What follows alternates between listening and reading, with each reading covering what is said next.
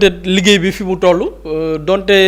officiellement pôle judiciaire financier bi defaguñ une conférence de presse pour wax li nga xamante ne nii mooy bilan wu nëgëndiku mais ci ab caytu goo xamante nii depuis bi ñu ko installé parce qu'il faut savoir que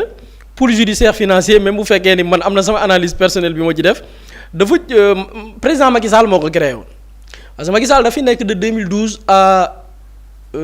fa laay taxaw sax 2012 dafa ñëw 2012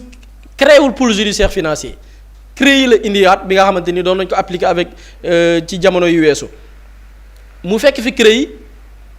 appliquer créé muy cour de répression de l'enrichissement illicite ñi nga xam ni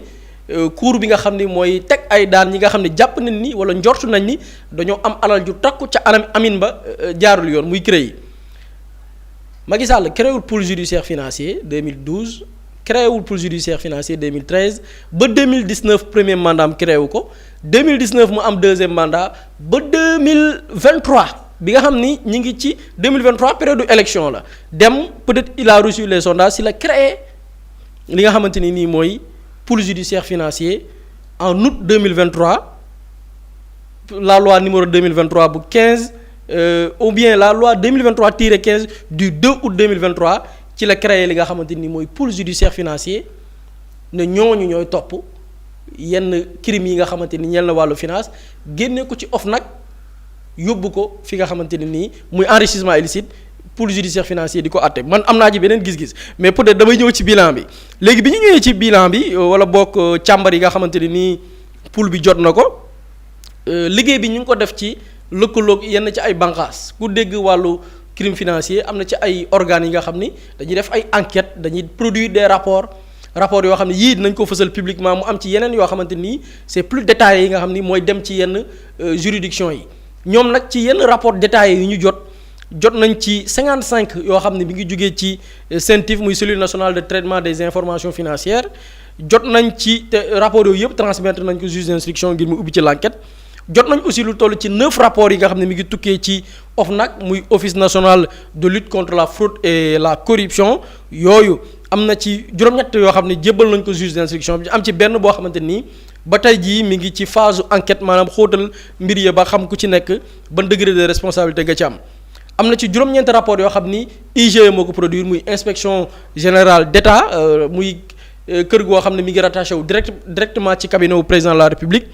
ci 9 dossiers yooyu noonu am na ci juróom-benn yoo xamante ni jamono jii mi ngi faire l'objet d'enquête ñi ngi koy càmbar jamono jii ñett yoo xamante ni nii dañu am wala bokk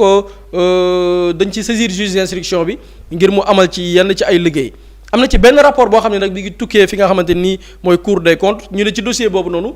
permettre nañu ubbi juróom-benn enquête ci benn dossier boobu noonu jógee ci Cour des comptes boo xam ne yenn yi bouclé nañ ko yenn yi ñu ngi ci li nga xamante ni nii mooy wéyal enquête bi te mi ngi ñeel lépp lu jëm ci wàllu délinquance économique et financière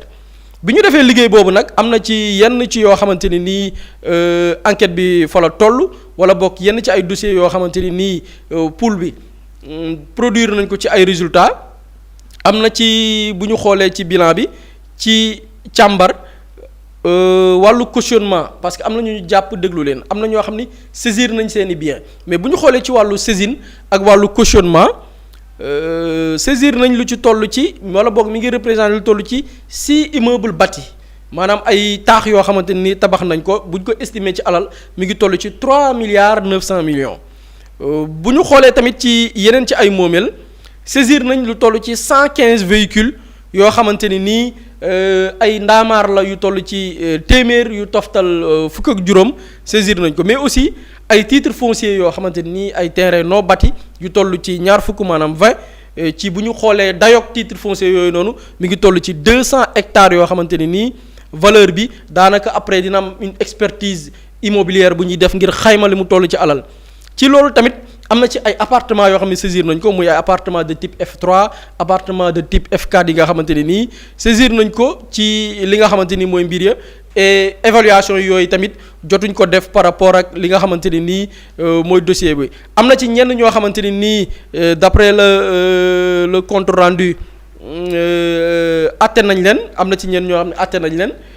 peut-être leur identité nit ñi xam peut-être nit ñoo xam ne ñu siiwuñ trop atte nañ leen am na ci ay dossiers yu bari yoo xamante ne nii transmettre nañ ko ci ay cabinet par exemple ay juróom fukk ngay dégg yu jógee ci organe bi mais ci biir dossier yi mën na am peut-être benn nit ngay yaakaar mais am na ci ay nit ñu bari ñi ci impliqué wu ci nit ñooñu noonu bu ñu xoolee l'ensemble des dossiers tolloo na ci 600 dossiers yoo xamante ni nii dina viser ay nit yoo xamante ni xëy na après yoon dina régler seen i mbir donc cib tënk daal loolu la ñu mën a jàpp ci li nga xamante ni mën nañ ko dippee mi-bilan bu ñu xoolee bi ñuy teg pôle judiciaire financier bi en 2024 ngir mu tàmbali liggéeyam donc loolu lañ ci mën a jàpp ci tënk soxna Aminata. jërëjëf Boury am na solo Pape Samba par rapport ak li nga xamante ni fës na ci bilan bi lu jëm ci wàllum reddition des comptes bi askan bi am na nu ñu ko gisee woon dafa yeex dafa doxut ak lu ni mel ndax bilan bi dafay firndeel lu ni mel am déet. waaw en fait bilan bi déjà da ngay féliciter sax le pôle judiciaire financier parce que quoi qu'on puisse dire suñu yenn organe de contrôle yi muy CENTIF ak ñi nga xamante ne ñu ngi ci corps de justice bi wax dëgg neex yàlla am na benn liggéey boo xamante ne ñu ngi nekk di ko def et pourtant les travailleurs de la justice dañuy kaas ne ils ont ce sous-effectif boo xamante ni dossiers yi ñu war a liggéey yii ci ëpp mënuñ cee jot wala mënuñ ko liggéey de manière très rapide parce que justement amuñ effectif bu doy boo xamante ne mën nañ jëlandoo dossier yépp donc boo xoolee loolu da ngay xam ne am na benn effort boo xamante ne ñu ngi nekk di ko ci def par rapport à la célérité ci yenn dossiers mais malheureusement gis nga ce qui est dommage avec par exemple le bilan bi nga xamante ni PJF def nañ ko CENTIF tamit communication bi ñu defoon toute cette communication là ak tous ces efforts yi nga xamante ne ñu ngi nekk di ko lister ça ne se ressent pas au niveau de la reddition des comptes parce que xam nga Boury Sang il parlait de cohérence pour cohérence en fait mënuñ ñoo wax ay dossiers yoo xamante ni ça porte sur des dizaines ou des centaines de milliards dossiers yooyu noonu ba tey jii mënoo cee am lenn loo xamante ni téye nga ko mënoo cee am lenn loo xamante ne avancé na ci man tout le temps dama koy souligner fii ArcelorMittal Furaas kenn doo déggoo ci dara 94 milliards yi Furaas déggoo ci dara 45 milliards d'armement yi Furaas déggoo ci dara et ce qui est même extraordinaire mooy des personnes qui sont concernées dans ces dossiers vont être reçues au niveau du palais pour ñu waxtaanee liy développer réew mi voilà le contraste voilà li nga xamante ne loolu la ñuy présenter sénégalais yi moo tax tey jii xam nga reddition des comptes ñun on le fait waxtaan ak sénégalais yi pour un souci de service public de l'information mais booy wax ci justice bi avant commentaire yi sax man Boury buy def explication justice dama koy yërëm parce que dama dem na gëstu ji xool na affaire bi parce que effectivement c'est le travail d'un journaliste chevronné waaye coono boobu noonu yépp nga ciy daj après boo demee dañ naan la nit ki entendre nañ ko bon dossier bi contrôle judiciaire liberté provisoire que le bracelet électronique vraiment léegi dañuy def sax ay concertation yoo xamante ne ñooñu nga xamante ne ñoo waroon def le balai devant la justice c'est ñoom qui sont reçus avec tous les honneurs au niveau du palais de la République parce que ñoom ñoo am expertise u état ñoom ñoo xam nan la République di doxee maanaam le Sénégal daal en fait boo jëlee Sénégal discours 2024 yi ak 2026 da ngay toog nga ni yow tu es devenu fou entre temps wala nit ñi ñoo changé entre temps tu ne comprends pas quelle est la démarche parce que y a pas de cohérence maanaam li nit ñi di gis nii c'est une déception énorme xam nga tey jii ñu ngi wax affaire reddition des comptes am na dossier yu bëri yoo xamante ne man surtout un dossier qui me tient à cœur mooy le dossier des martyrs ak des ex-détenus politiques parce que doo xam ñaata ex-détenus politiques ñoo lay message suñu dossier yi lii suñu situation lii am na benn nit boo xamante ni liggéeyewul fii wala am na koo xamante ni ñàkk na liiwam mënul sax c'est-à-dire que suivi bi maanaam suivi bi tu as l'impression y a pas de suivi léegi les personnes yi doon génn ci tali bi ñoom di xeex pour la démocratie parce que di fàttali bañ naree tëbal élection yi parce que dañoo accepter la candidature de Bassirou Diomaye Faye ay nit dañ cee dee pour que report élection bañ a am pour que ñu def ay élection léegi ñi nga xamante ne ñàkk nañ ci seen bakkan ci mbir moomu tey yaa ngi gis ci communiqué bi ñu ne la dinañ recevoir les anciens ministres de l'intérieur donc Antoine Félix Diome moom bu nekkoon Sénégal dañ koy recevoir Antoine Félix Diome de 2021 à 2024 le passif de Antoine Félix Diome c'est-à-dire que Papito Kara bi nga xamante ni moom dafa décédé boo ko yeewaatoon tey nga ne ko en 2026 ñi leen teg lii nii yëpp dañuy défiler au niveau du palais de la République danaan la loolu moom waxal leneen mais mënul nekk Baba Kana bi nga xamante ni dañ ko rey Cheikh Wade bi nga xamante ni dañ ko rey ñu ne leen waat tëpp lii la moo nekk di xew en 2026 au Sénégal le président de la République il est en train de recevoir les anciens premiers ministres les anciens ministres de l'intérieur les anciens ministres des finances yi nga xamante ni ñoo dugal Sénégal ci guuta pour ñu waxtaanee luy sukkali réew mi dañ naan la loolu mënul nekk c'est une deuxième mort qu'on est en train d'infliger à ces gens et leurs familles sont là seeni famille ñu ngi fi di dund amuñ justice kenn ñëwaatul ci ñoom pour au moins ñu gis ne état wax dëgg neex yàlla le président de la république nawloo na leen au contraire on nous vend un discours de république boo xamante ne boo déggee benn Abdourahmane Diouf qui est devenu un larbin naan la république rien que la république c'est quoi la république ce sont des valeurs c'est de la dignité c'est le respect de la parole donnée au peuple sénégalais c'est ça la république doit être concept vide parce que ñoom li ñuy bëgg wax noonu ce sont des concepts vides ce sont des gens yoo xamante ne pour des privilèges au niveau de l'État ils sont capables mais vraiment de ravaler li nga xamante ne mooy seen dignité tey ñoom ñoo lay wax ay la république rien que la république pendant que les martyrs sont là les familles des martyrs sont là ñu ngi jooy seeni doom ñeneen ñi nga xamante ne ñàkk nañ ci seeni liggéey ñu ngi fi seeni sëy tas ndax affaire bi ñu ngi fi di xaar reddition des comptes ñu ne la bon reddition des comptes parquet judiciaire financier de man lii yëpp def naa ko ci liggéey CENTIF ñëw ne la man lii yëpp def naa ko ci liggéey bu ñu demee dossier yooyu ci justice ñu ne justice bi lii la liggéey ci dossier yooyu yëpp donc ñoom li ñuy liggéey yëpp bu demaatee ci même justice bi tu as l'impression ni justice bi moom da ngay yàq le premier ministre patron de l'administration moo taxaw assemblée nationale ne moom justice bi amatu ci yaakaar parce que dossier yi sax këf yóbbu la te kuñ ci jàpp ñu ngi pexe nuñ lay génnee waaye ñiñ ci jàppagul bu ñu leen séenee au palais de la République les gens je pense que dinañ am benn attente ci reddition des comptes non dañu naan mais celui qui est censé garantir la justice dans ce pays parce qu'il est la clé de voûte de toutes les institutions moom moo nekk di recevoir ay nit ñi nga xamante ne ay rapport ñu ngi leen di xaar foofu au nom de quoi la République rien que la République comme le théorise le larbin Abdourahmane Diouf voilà ce qu'on nous vend aujourd'hui dans ce Sénégal-là et c'est extrêmement dommage moo tax ma ne on est en train d'infliger une autre mort aux victimes di gën a naqaral seeni famille parce que pour des concepts vides ay waaw dialogue dañ ko fay yàgg fekk le dialogue c'est une tradition du Sénégal les dialogues ont mené à quoi le président de la République mu ngi ne les assises yi nga xamante ne defoon nañ ko en 93 moom xamul woon ne assises yooyu moom moo koy fal parce que ce sont les conclusions de ces assises là ñoom ñoo ko fal les conclusions de ces assises faluñ ko li ko fal mooy daa am candidat bu ñu tere mu dem mu ne man joxoñ naa diw pour ngeen def ko président de la République kaay bokk nit ñi fal la 54%. Donc il ne faut pas qu'on essaie de théoriser ou de vendre des concepts vides au peuple sénégalais xam nañ li ñuy xaar et cette justice cette reddition des comptes li ñu ci doon xaar mooy liggéey bi bànqaas yi di def mais ñu sentir ko au niveau de la justice malheureusement amu ci dara les réformes de la justice avant projet de loi yi yow bañ ko fësalee da nga déggaat ñu wax ci dara les avant projets de loi gis nga beneen conseil des ministres boo xam ne waxtaanee nañ ko fa ne adopté nañ ces projets de loi amul léegi dañ ne woon les avant projets de loi là dañ koy soumettre à la réflexion nationale en prélude du dialogue bi léegi gis nañ ay concertation privée la léegi ñun suñuy avant projet de loi yi nga xamante ne dañ ko soumettre à la réflexion nationale moom la quelques personnes nar a waxtaanee léegi ñooñu lu ñuy tënk moom mooy nekk des projets de loi voilà ce qu'on présente aux Sénégalais par rapport à cette reddition des comptes par rapport à la justice par rapport à la République et c'est extrêmement dommage nag maanaam Sénégalais dañoo am lu leen métti parfois da ngay gis gars yi ne dëkk bi waaw maanaam tu as l'impression dafa am benn chape de plomb bu taxaw ci Sénégal parce que nit ñi kontaanuñ li tax kontaanuñ mooy ils ont l'impression qu'on leur a confisqué leur volonté maanaam li ñu bëggoon ñoom moo am lañ ne leen déedéet lii du fi am te teguwul ci lenn teguwul ci programme teguwul ci plan parce que le plan Sénégal 2050 waxul lii le plan de redressement économique et social waxul lii le plan Diomaye président le dossier de campagne waxul lii nekk di xew ni au niveau de l'État léegi sénégalais yi di dund lii nii yépp conjoncture économique bi ñu teg leen ko seen kaw parce que ñu ngi leen di laaj ay sacrifice ñu nangu sacrifice yooyu di ko dund les mêmes sénégalais ñoom ñooy gis ñuy recycler ñi nga xamante ne ñoom ñoo leen teg coono bi yépp reddition des comptes du ci am maître Abdoulaye Tine il dit des contre-vérités promu porte-parole de la présidence en même temps PCA de la SOGEPA bi mu doon laaj oto 87 millions ak appartement à 2 millions par mois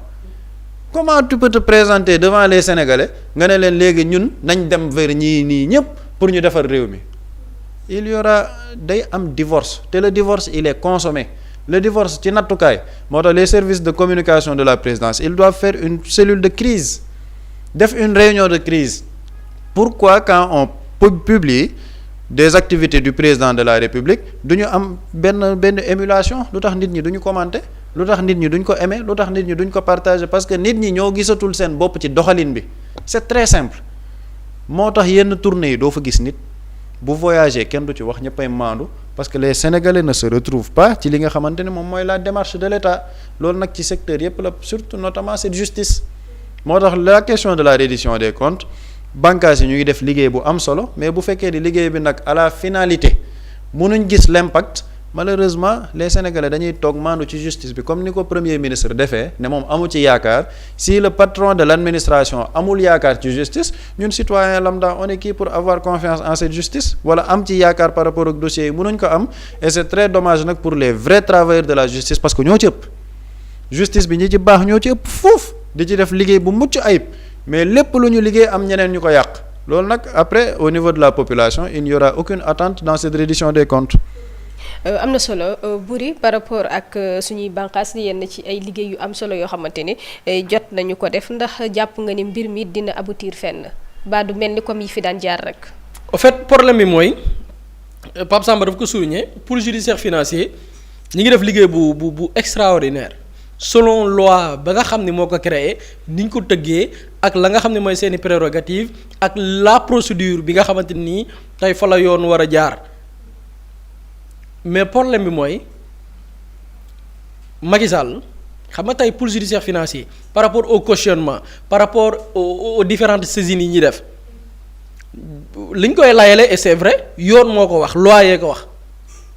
mais Macky Sall moo taillé sur mesure et ce qui est dommage avec changement bi nga xamante ne nii bi le président di mettre en place li nga xamante ni mooy pôle judiciaire financier c'est-à-dire que on est venu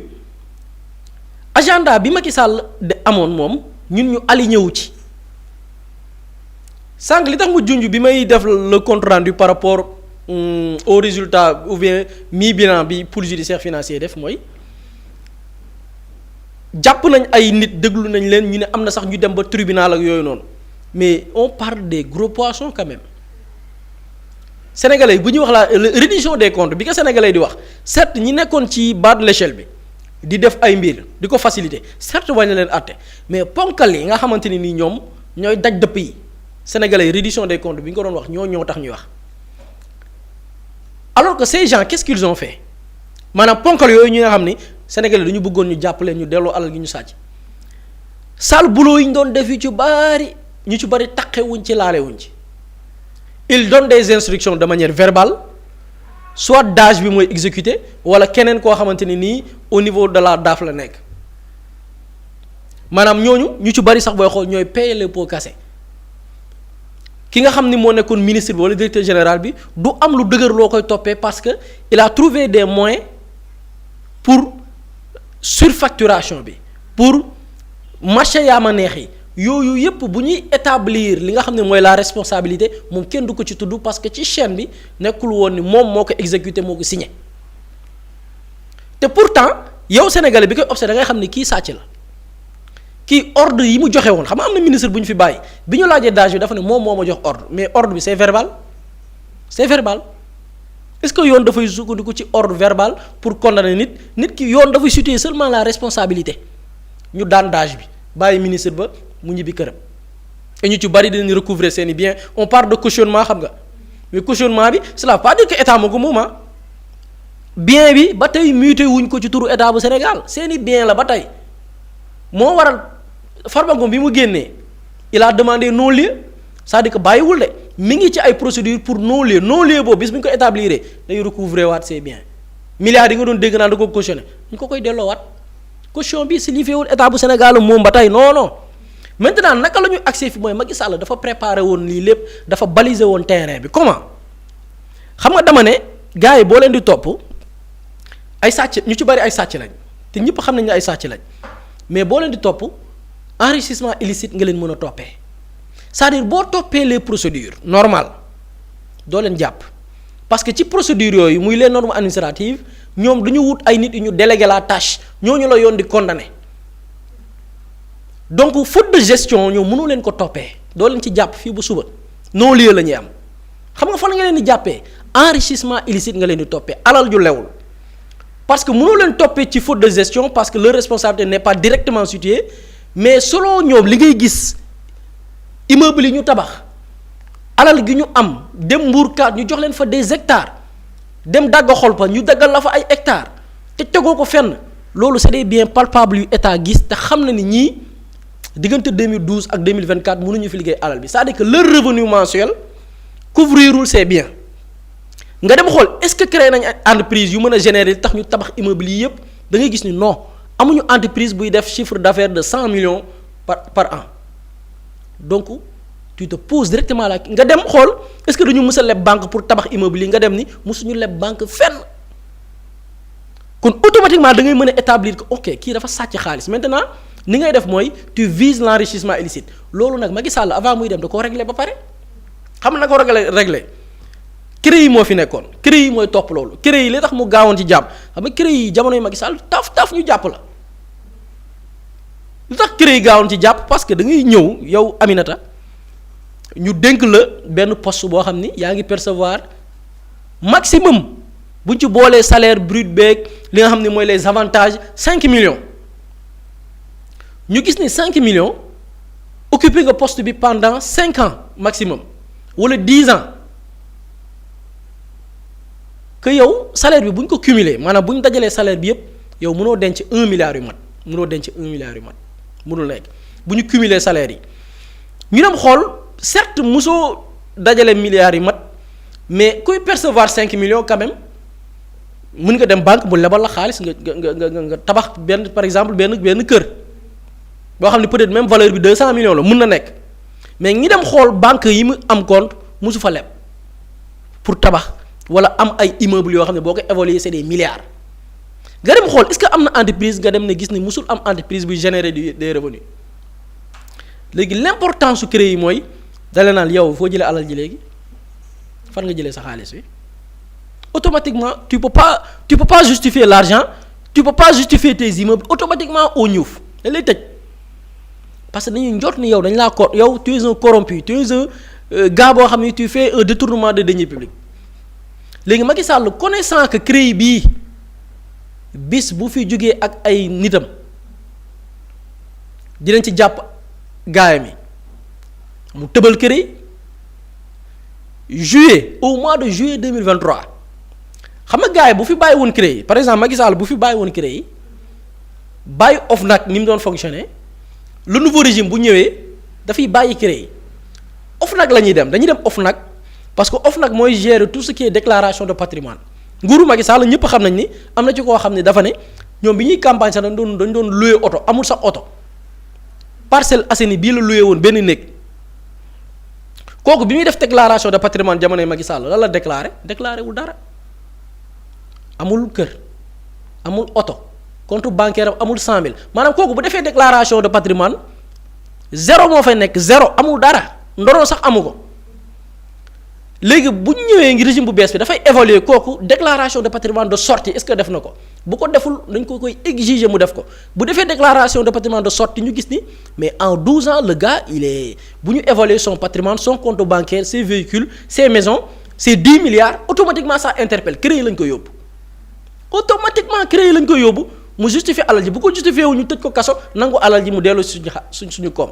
léegi Macky Sall nag dafa supprimer bi muy waaj a dem dafa supprimer CREI boobu noonu parce que xam ne ni gars mi fii la leen di jaarale te bul leen ci jaarale ñoom ñëpp kaso lañ jëm mu supprimer juillet mu yóbbu loi bi assemblée nationale moo amoon majorité ñu supprimer CREI définitivement bi mu supprimer CREI ci la créer pôle judiciaire financier bu tay bii maanaam gars yi bu leen di àtte xam nga la leen di àtte ci seen gestion la leen di àtte doo leen fa jàpp parce qu'ils ont délégué les sales boulot mais mën nañ ko dabaatal muy OFNAC mu jël fa teg fa Serigne Bassirou Gueye bi muy créé waat OFNAC dafa yóbbu Serigne Bassirou Gueye xam nga lan la bind ci les prérogatives de Serigne Bassirou Gueye dafa def bi mu defee Serigne Bassirou Gueye yóbbu ko foofu dafa ne le président de l'OFNAC muy Serigne Bassirou Gueye mooy bi mu koy waaj a tab est seul compétent pour effectuer la mise en demeure prévue par l'article 163 bis du code pénal relatif à l'enrichissement illicite. da ngeen xam ne yéen ñëpp enrichissement illicite bii Serigne Bassirou Gueye kese moom moo compétent pour topp ñi nga xamante ni Serigne Bassirou Gueye ak waa Macky Sall kan lay topp kan lay topp du topp kenn c'est-à-dire que Macky Sall il avait créé les conditions pour gaayam yi sàcc giñ sàccoon du mujj fenn ñun on avait la possibilité trouver d'autres moyens pour traquer ces gens-là mais dañu nan laa ko mën a tudd dañu aligné wu par rapport ak système bi Macky Sall tegoon tey pour protéger ces gars moo waral li premier ministre wax dëgg la ñu ci bari da leen di bàyyi.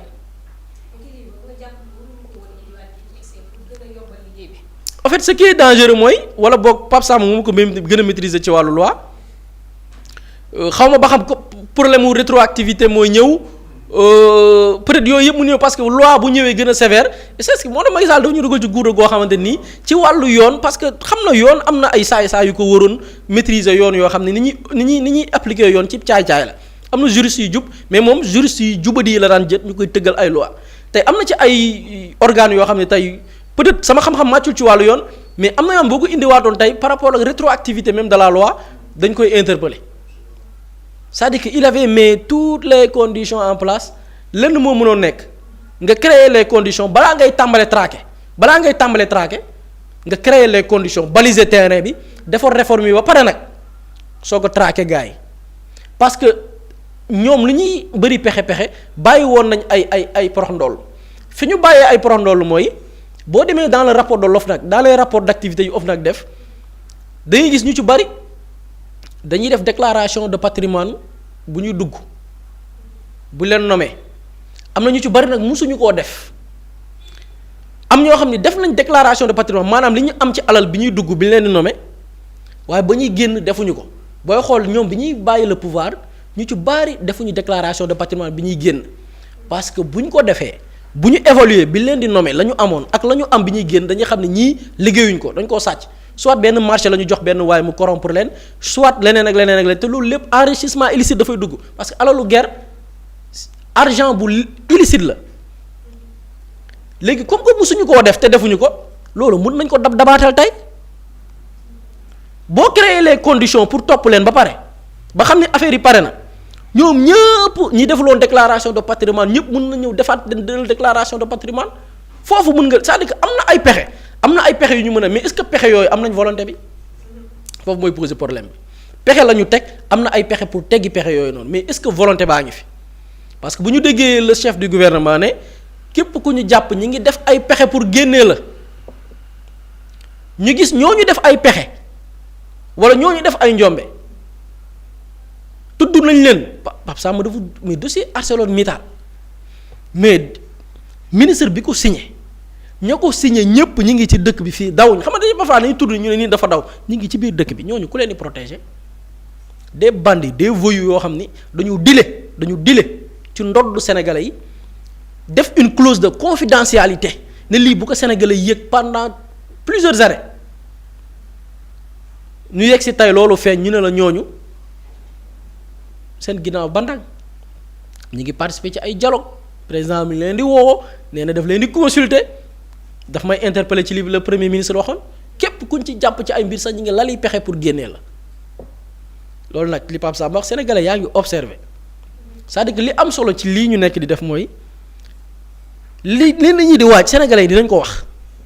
wala boog ñi ko mën a wax dinañ ko wax sénégalais yi xam fi leen bëgg a yóbbu li ñuy waaj di ko nar ña amul accès à l'information na leen ko tojal ci kàllaama gu leer nañ ba ñu xam fan lañ bëgg a yóbbu seen réew bu ñu ko xamee nag on est un pays très démocratique sañ-sañ la ñu jox askan ci boo amee lu la métti nga manifester ko par les élections yooyu nag balaa ñu ca yegg fa ñu bëgg a jëmee réew mi nit ñi nañ ko leeral sénégalais ñu xam ko boobu xam ne fii lañ bëgg a yóbbu seen réew da ngeen a xeexoon pour jëlee fi ñaawteef tey bu ñu gisee ni am na luy ndiru delloo si waat ña defoon ñaawteef yooyu noonu par ay mbir par ay pexe par lu ne sénégalais yi dinañ taxawaat wala ña ko war a leeral sénégalais yi leeral leen ko ba mu leer naññ parce que ay nit deewuñu ci furaas ay nit exilé wuñ ci furaas ay nit tëj ñu leen kaso nii rek comme ça tëj na leen kaso dee ngeen et puis après on fait ce qu'on veut quoi loolu mënatul nekk Sénégal et képp ko espérer aussi que yow yaa ngi ci Sénégal boobu ba tey yaa ngi nax sa bopp te dara mënul la ci génnee pexe yooyu noonu